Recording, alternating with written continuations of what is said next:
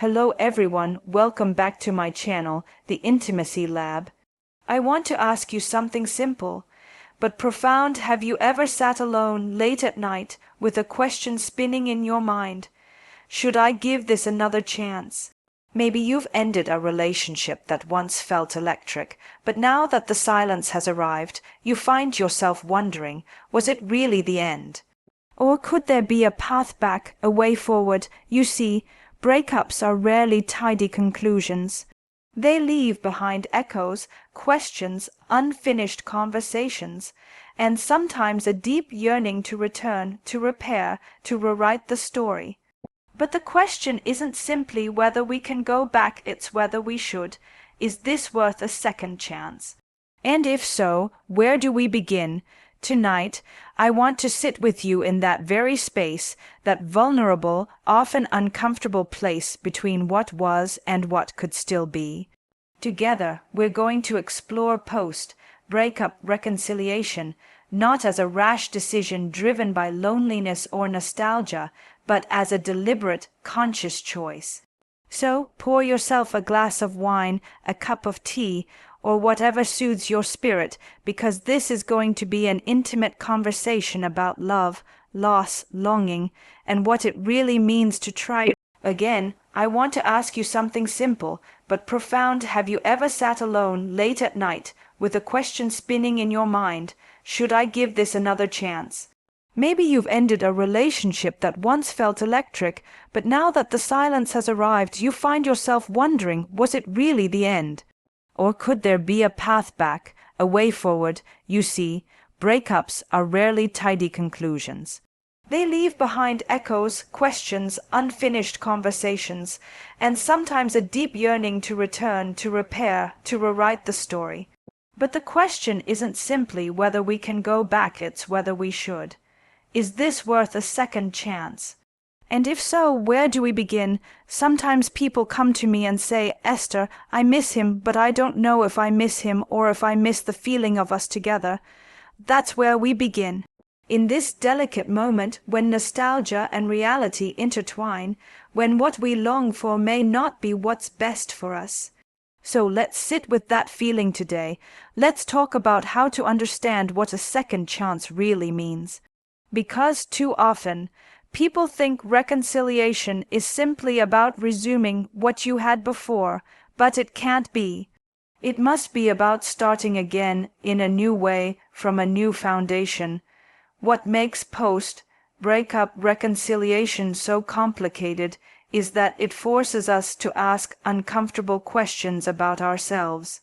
What was my role in this ending? What unmet needs drove us apart? And even harder, what would it take for us both to come back, not just physically but emotionally and relationally, stronger and healthier than before? Imagine this. You're sitting across from the person who once held your hand and knew your morning coffee order by heart. They smile at you, but something feels different now, because you both know that something cracked, something was broken, and to return would mean facing that fracture honestly. You see, my dear listener, where we begin is not with hope or desire alone. We begin with curiosity and self-reflection. Why do you want this second chance? Is it because you truly believe there is unfinished business, that the foundation is strong enough to rebuild? Or is it because you feel lonely, afraid of starting over, unwilling to grieve the loss? This is where we have to be brave and tender at once. Before we even think about reaching out, before we even send that text that says, hey, I've been thinking about us, we need to ask ourselves, what has changed? What would be different this time? Because to return without change is to repeat. I have sat with countless people who come back together only to replay the same old wounds. The same arguments resurface, the same hurts linger. Why? Because they rushed back out of longing, not clarity. They wanted the comfort of the familiar without addressing what made that familiarity painful in the first place. So let me ask you gently, when you think about giving this relationship a second chance, are you looking for a way to grow together? Or are you hoping to return to what you once had? Because those are two very different journeys. The first point I want to explore with you is the difference between longing and love. Powerful, sighcries into emotions that felt rich, you intense, intoxicating. But longing is not the same as love. Longing often reflects what's missing in you, rather than what's healthy in us. For example, you might feel lonely today, but would you still feel drawn to this person if you were emotionally whole, surrounded by community, deeply connected to yourself? Sometimes the pull to return is really the pull to avoid grief, to soothe a wound that might be better healed alone first. This is not to say that longing is bad. Longing is beautiful. It's proof that you felt deeply, that you opened yourself to intimacy. But it's not always a compass that points you toward what's right. So I invite you, before you act on your desire to reconcile, to sit quietly and ask, is this about them? Or is this about me? Are you yearning for this specific relationship, or simply yearning for connection, warmth, and the comfort of familiarity? The second point we need to examine is how we view change. When people talk about getting back together, they often use words like "we'll do better," or "this time will be different." But better how? Different in what way? True change requires honesty and effort, not just promises. It requires two people willing to look at their patterns, their emotional habits, and ask, what do I need to do differently? Not what does my partner need to fix, but what am I willing to take responsibility for? When couples ask me about reconciliation, I often guide them to reflect on their old dance. Every couple has a dance. The patterns of communication, intimacy, conflict, and connection. Maybe in your dance, one of you always pursued while the other withdrew. Maybe one of you needed constant reassurance while the other felt smothered. If you go back to that same dynamic without awareness, it will happen again, almost like muscle memory. So we have to ask, can we choreograph a new dance together? That means sitting together and talking openly, not just about what went wrong, but about what we each bring to the relationship. It means listening without defensiveness, hearing the hurt without blaming, and recognizing where each person's wounds, histories, and hopes intersected and collided. And that's hard work. That's why I say, reconciliation must never be rushed. It must come from a place of emotional maturity and self-reflection. So as you sit there wondering, should I give this another chance, I encourage you to pause, to breathe, to reflect on these questions. Are you longing for the person as they are today, or for the memory of who they once were? Are you ready to face your own role in what happened, not just theirs? Are you willing to build something new rather than slip back into something familiar? Because love is not just desire, love is action, love is willingness, love is capacity. Let's start there.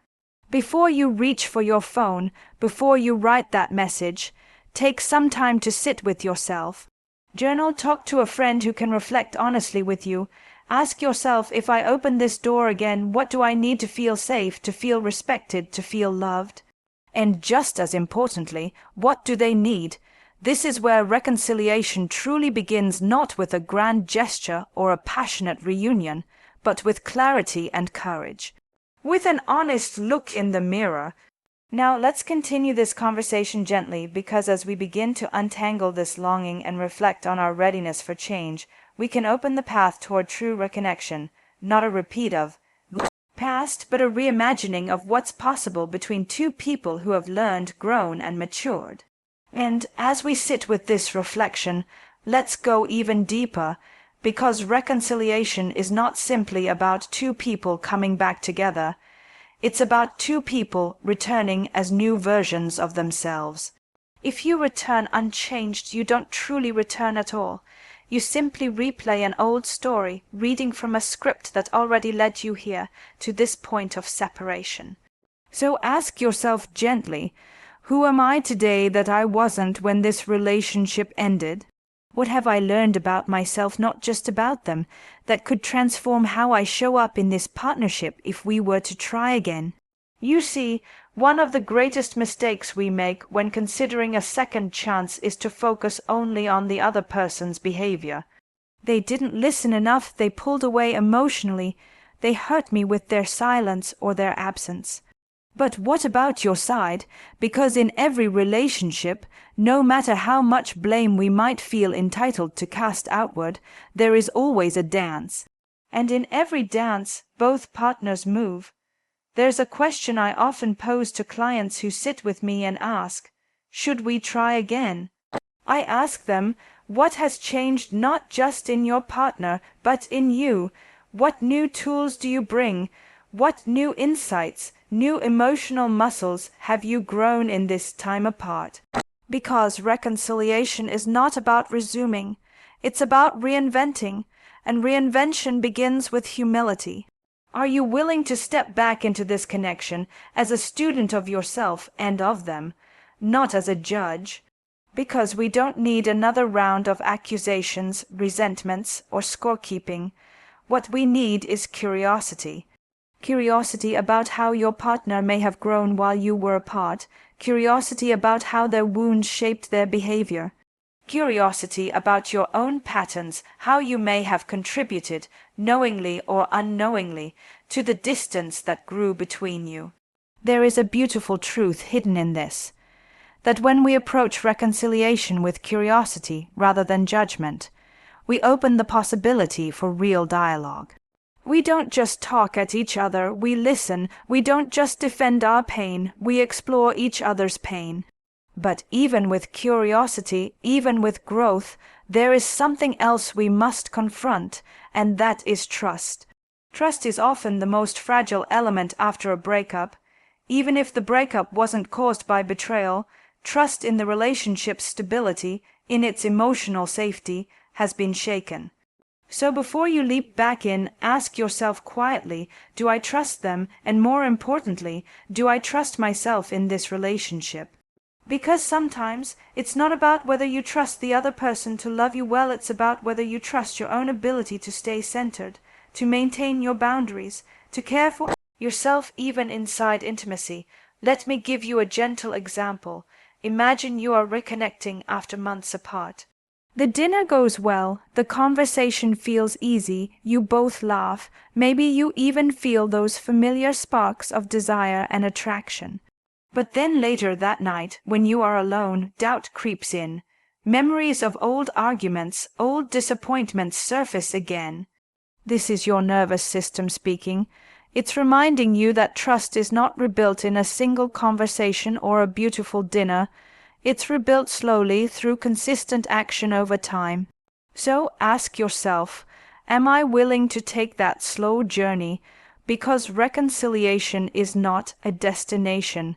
It's a process of rebuilding trust, not with words, but with small daily moments that say, I am here, I see you.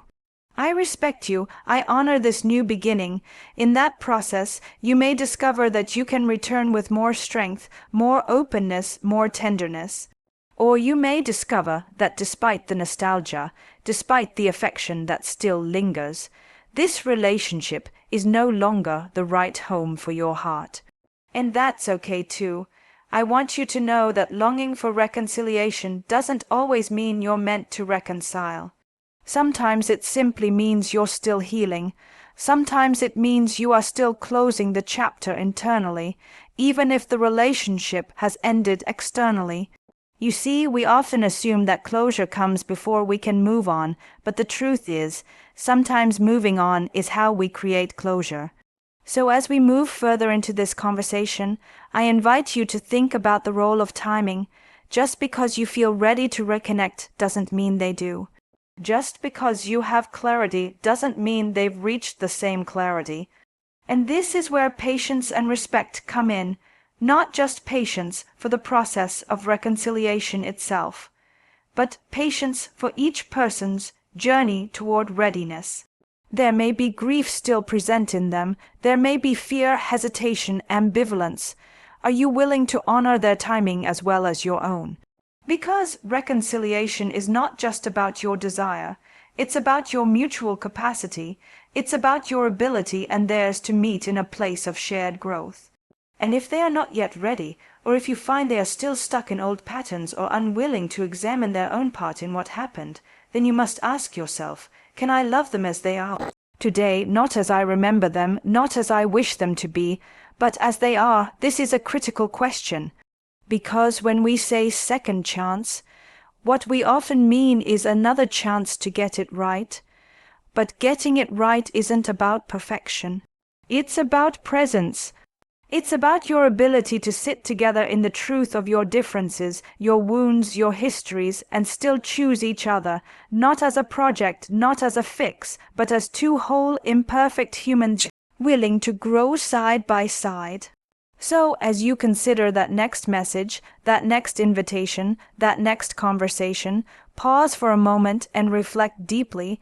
Am I truly ready to approach this relationship differently? Is this person showing me that they are too? Because reconciliation is not just about saying yes. It's about understanding what you're saying yes to. And if you find yourself hesitating, that's okay too. Hesitation is not failure. It's your mind and heart asking for more reflection, more care, more clarity. You can take your time. There's no rush to heal what's broken, no rush to return before you're ready, no rush to force something that still needs space to breathe and evolve. So stay close to yourself during this process. Notice the parts of you that are hopeful, but also the parts of you that are afraid. Notice the excitement and the caution, because these inner voices are guides. They're showing you where your boundaries may need reinforcement, where your desires might be clouded by loneliness, where your heart is calling for something deeper than simply returning to what was. And when you can listen to these voices without judgment, you become your own best ally. You create the possibility for a second chance that is not just another round of the same relationship, but the beginning of something new, richer, more conscious, more aligned. So let's hold that space together as we keep going, allowing your questions and your wisdom to rise naturally, gently, in their own time. And as we hold this space together, breathing into the questions that naturally arise, I want you to remember that reconciliation is a dance between the past and the present, between hope and caution, between desire and discernment. You may feel pulled by the warmth of shared history, of moments that once felt so right, but history alone is not enough to sustain love today. What matters is not just what was, but what can be, given who you both are now. So the next layer I want to invite you into is the exploration of motivation. Why are you drawn back toward this relationship? And more importantly, what are you hoping to experience differently this time around? This is where honesty with yourself becomes crucial. Sometimes we reach for reconciliation because we fear loneliness. Sometimes because we struggle with closure. Sometimes because we want validation, we want to know we're still wanted, still valued, still desirable. But these are not reasons to re-enter a relationship. These are signals of your inner emotional landscape, wounds, needs, and desires that must first be understood and honored within yourself before you invite another person back into your life. Imagine walking back into this relationship from a place of fullness, rather than emptiness, from a sense of groundedness in who you are, rather than from a place of longing for them to complete you or save you from your sadness. That shift makes all the difference.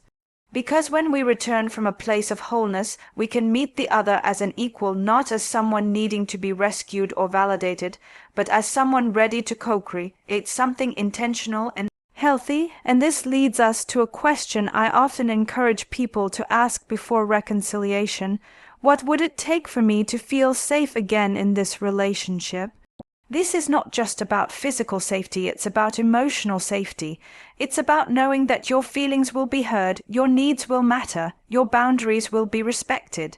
It's about trusting that even when things get hard, there is enough mutual care and commitment to work through the difficulties without reverting to old harmful patterns.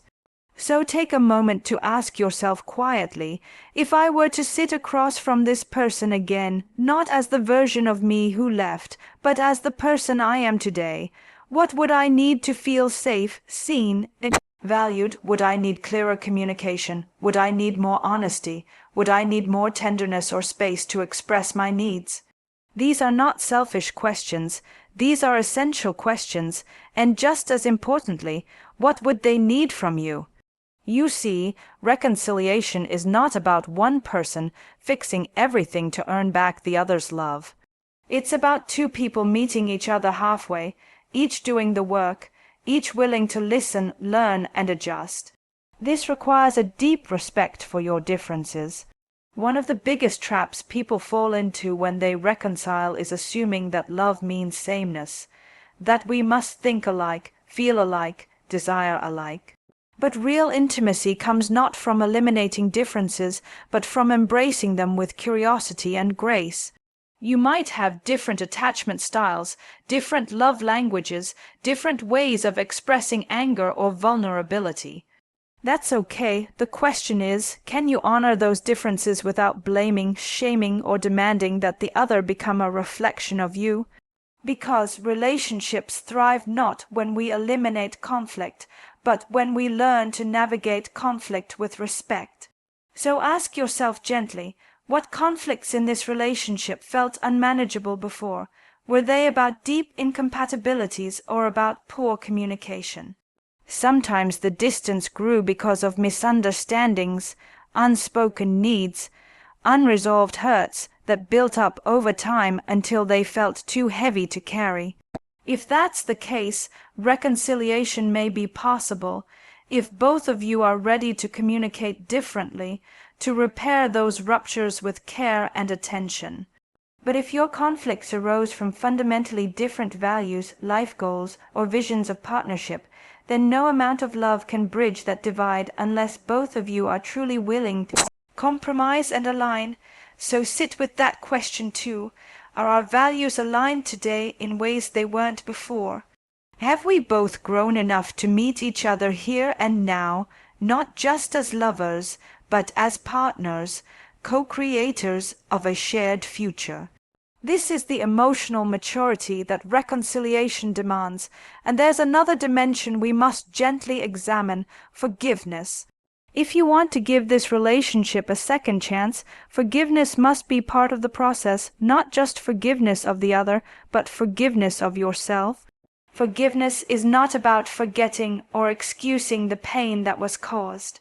It's about releasing the grip that pain has on your heart so that you can move forward, whether together or apart, with peace and dignity. Sometimes we think we're ready to reconcile because the love is still there, but we haven't yet done the work of forgiveness. And without that work, old resentments can creep back in like shadows, poisoning new beginnings. So ask yourself with kindness, have I truly forgiven them for what happened before? And equally, have I forgiven myself for my own part, my own mistakes, my own blind spots?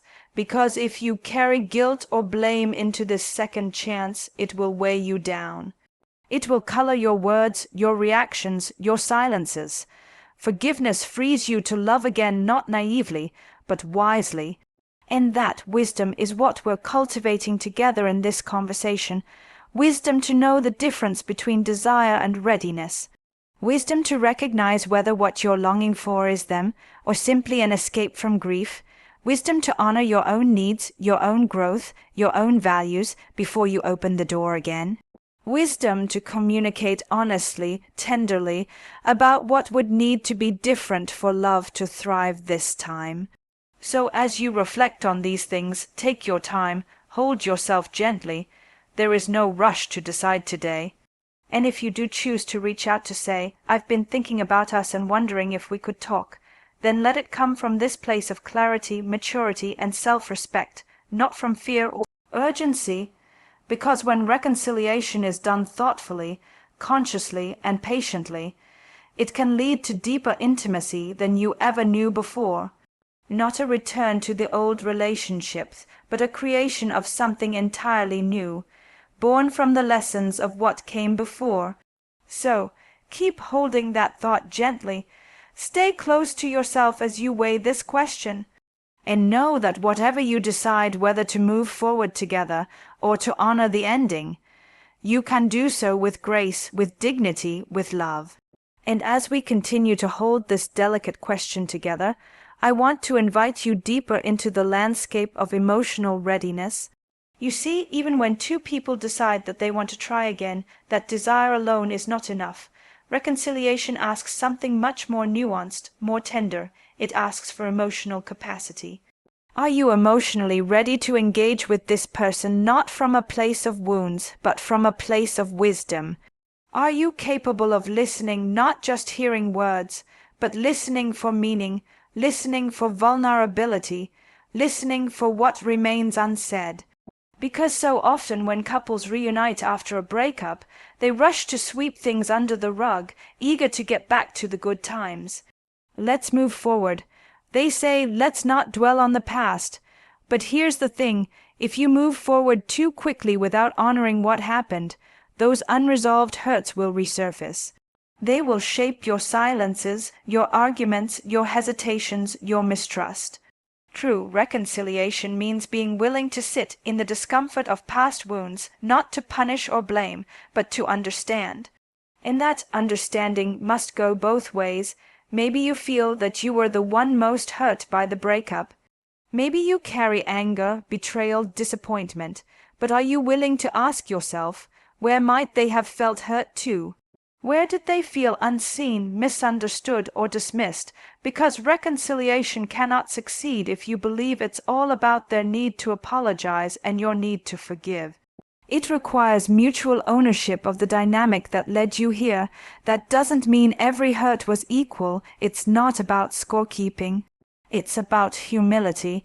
Humility to acknowledge that even if you feel you were the good partner, there may have been ways your behaviors, patterns, or defenses contributed to the distance that grew between you. And this humility opens the door to compassion. Compassion for yourself and your own limitations, and compassion for your partner's humanity, their struggles, their blind spots. When you can hold compassion and accountability together, you create fertile ground for growth. That's the emotional readiness reconciliation demands, not perfection, but a willingness to sit with complexity.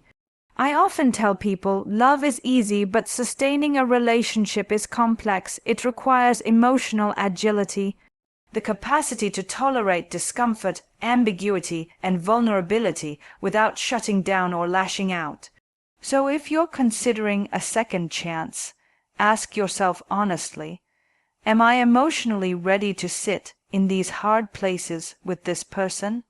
Am I ready to face not only their disappointments but my own? Because this is what intimacy truly is, not just joy and passion, but the ability to remain connected even in difficulty. Now let's talk about boundaries. When people reconcile, they sometimes blur the lines between forgiveness and permissiveness. If I forgive them, you might think then I shouldn't ask for too much. Or if we're starting over, I should let go of all expectations. But healthy boundaries are essential to a successful second chance. Boundaries are not walls. They are the contours of self-respect. They define where you end and the other begins. So ask yourself, what boundaries did I fail to hold before that I will protect now? Not as a way to punish, but as a way to safeguard my emotional well-being. Maybe you need clearer communication about emotional availability. Maybe you need your partner to demonstrate more consistency, not just sweet words, but steady presence. Maybe you need to feel that you can speak your truth without fear of being dismissed, minimized, or criticized. And equally, are you ready to respect their boundaries too?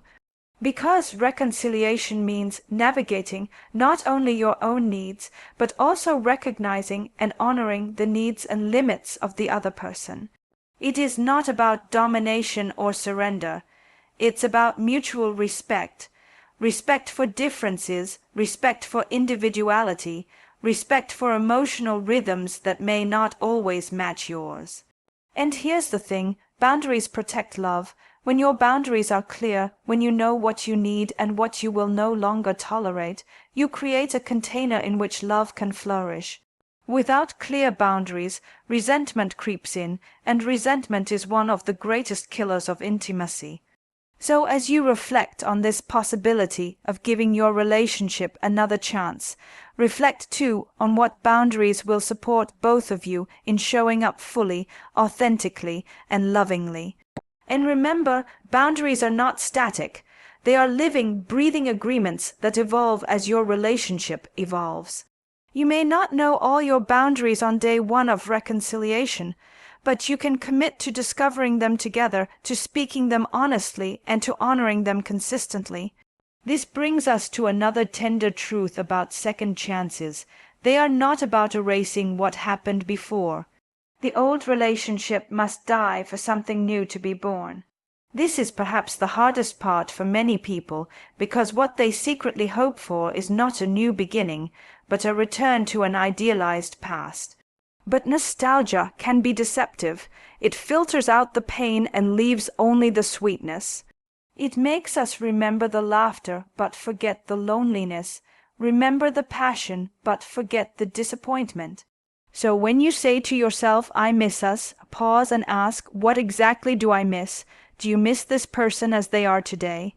Or do you miss a version of the relationship that existed before things became difficult?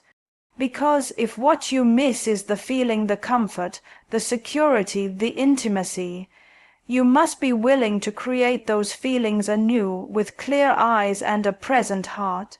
You can't reclaim the old relationship, but you can build a new one if both of you are willing to honor the past while not being trapped by it. That means allowing grief too. Even as you consider reconciling, there may be grief for what was lost, for the version of the relationship that didn't survive.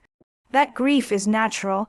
It's a sign that you care deeply, that you invested, that you dreamed, and it deserves its place alongside hope, not instead of hope, but as its companion. Because love, when it is deep and mature, holds many truths at once: joy and sorrow, desire and disappointment, closeness and distance. This is what emotional maturity looks like: the ability to hold contradictions, to stay present with discomfort, to stay connected even in difference. So as we continue this conversation, I want you to hold yourself gently. You are navigating complex terrain, and it's okay to feel ambivalent, to feel unsure, to want clarity while also feeling overwhelmed by all that reconciliation requires. This is not a race. This is a journey of reflection, courage, tenderness, and honesty.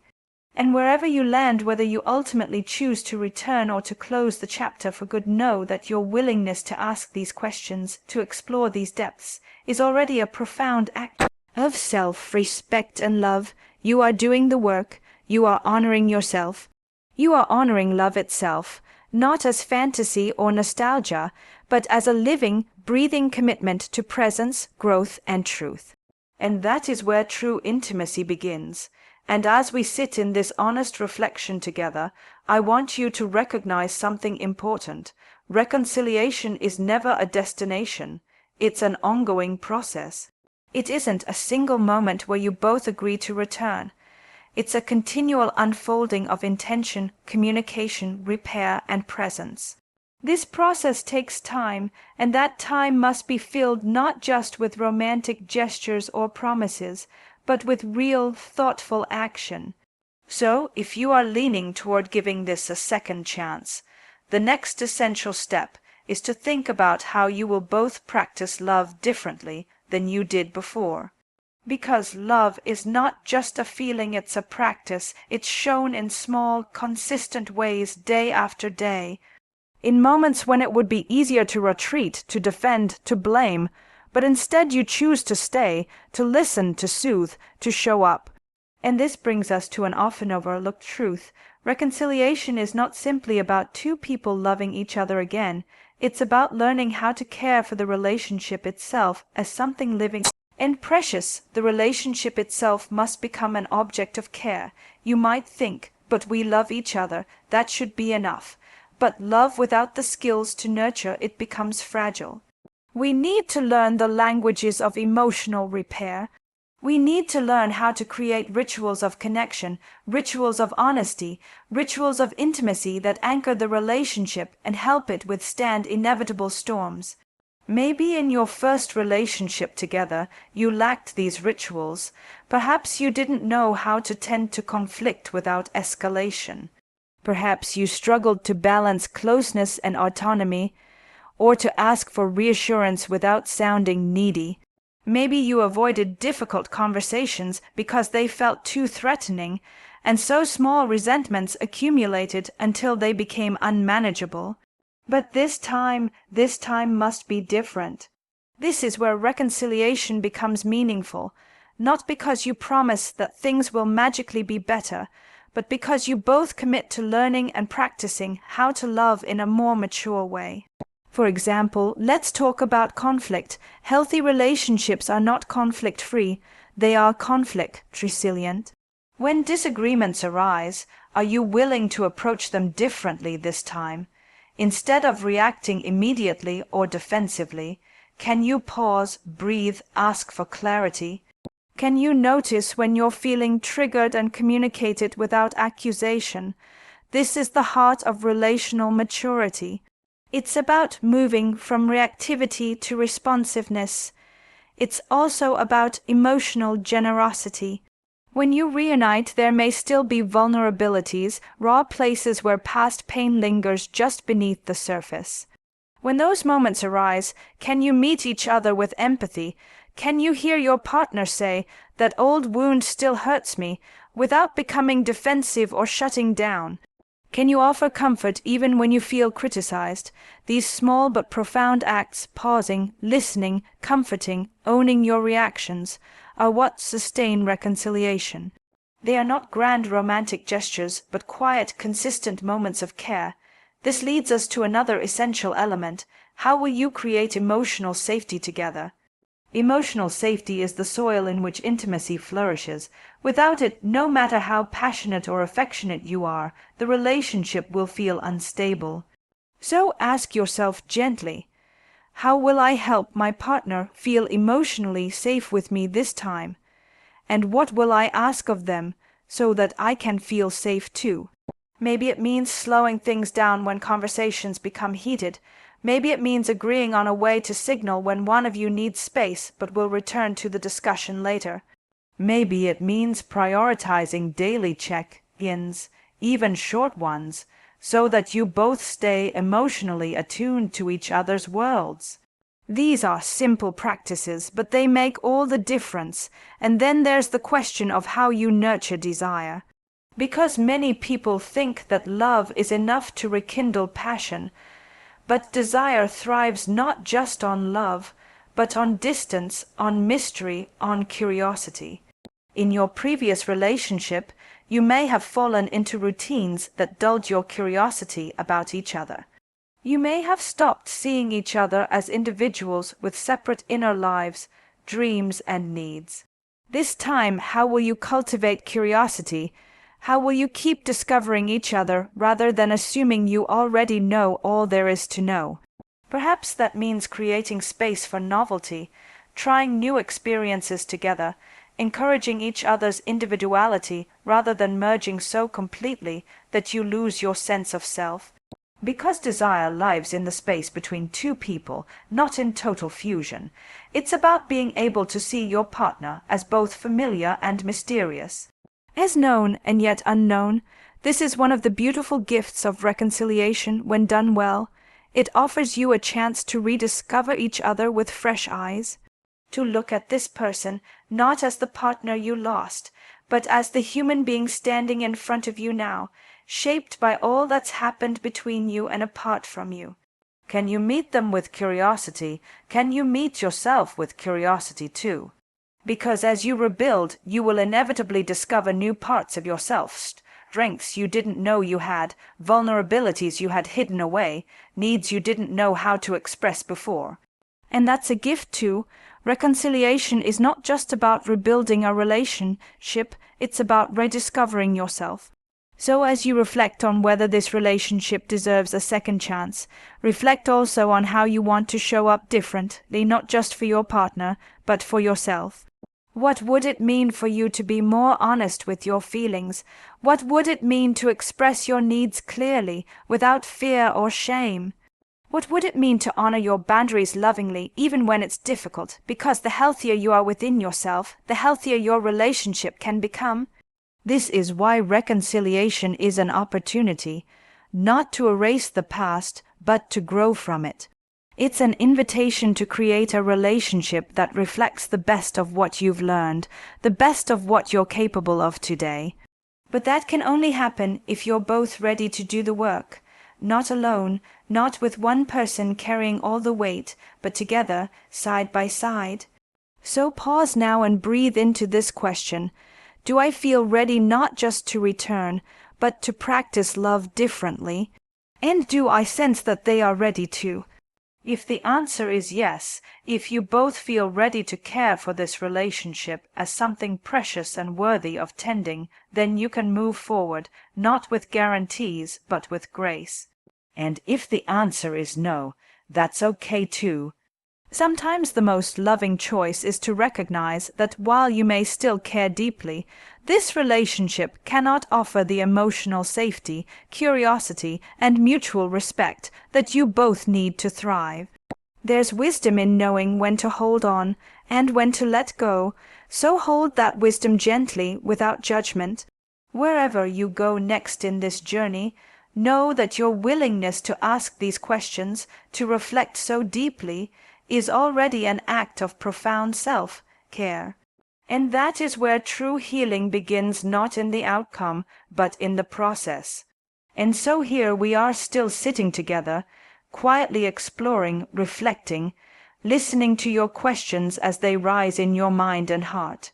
By now, you may have realized that reconciliation is not about recreating the past. It is about honoring the past while courageously stepping into the present.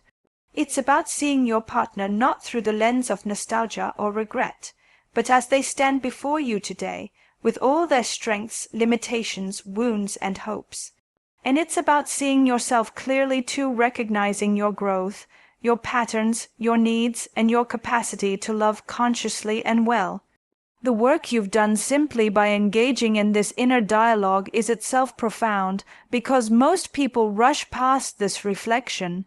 They go straight from breakup to reconciliation, or they stay stuck in longing, replaying old memories without ever asking, would this be healthy for me?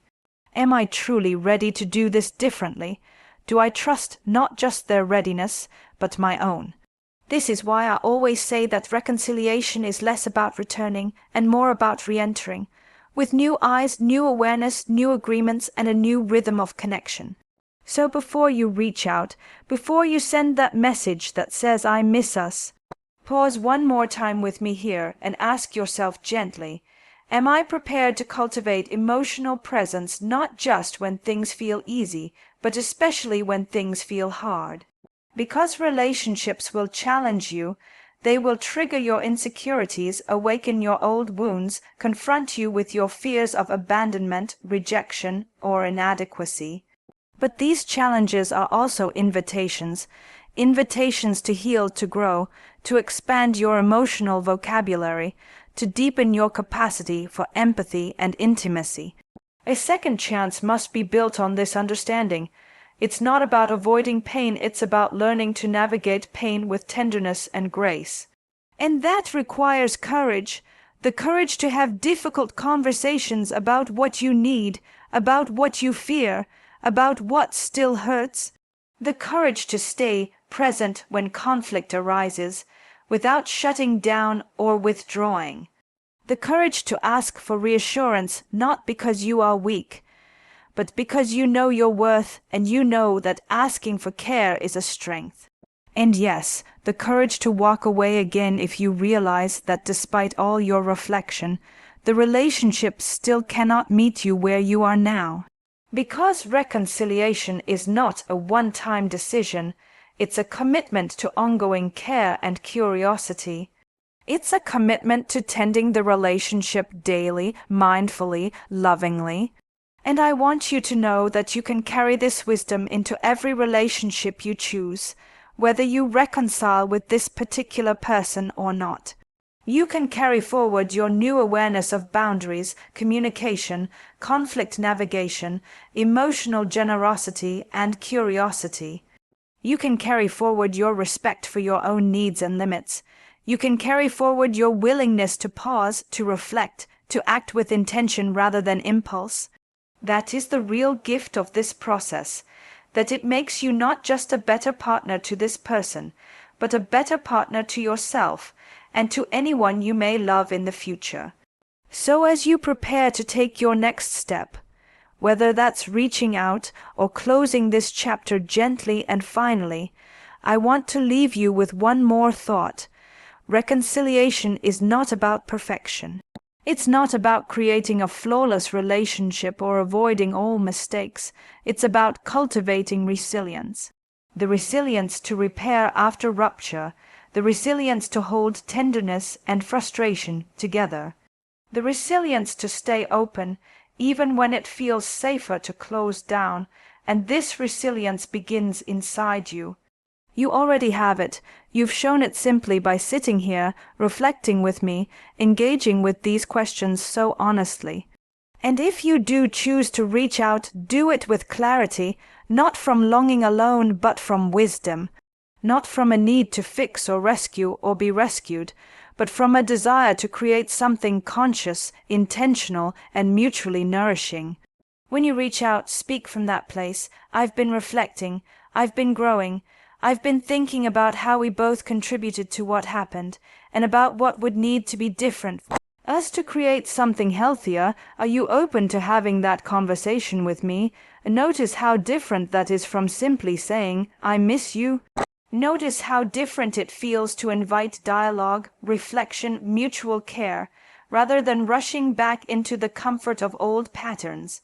This is the key to meaningful reconciliation, an invitation, not a demand, a curiosity, not an expectation. An openness to discover together what's possible now, not a desperate attempt to recreate what's past. And if the other person isn't ready or isn't willing, that's okay too. You can let them go with grace, knowing that you've done your work, that you have shown up fully, that you are ready to love well, whether it's with them or someone new. That is your freedom, that is your power. So wherever you are right now in this reflection, in this journey, know that you are not alone. We all carry stories of love, loss, longing, and hope. We all stumble and struggle in the dance of intimacy. We all face moments of confusion about whether to stay, to leave, to return. And we all have the capacity to grow through these questions, not by rushing toward answers, but by sitting with the questions themselves. That's where healing happens. That's where self-respect is born. That's where mature love begins not as a feeling, but as a practice. So I want to thank you for being here with me, for your courage, your vulnerability, your willingness to reflect. You are already doing the work. You are already honoring your own heart, and that means you are ready for love, whether in this relationship or another. Not a perfect love, but a conscious, resilient, generous love. And as we close this conversation, remember this. Love is not about finding the perfect partner. It's about being willing to grow, to learn, to care, and to practice presence every day. Whether you give this relationship a second chance or choose to move forward alone, carry that wisdom with you. It will serve you well, and you are worth that care.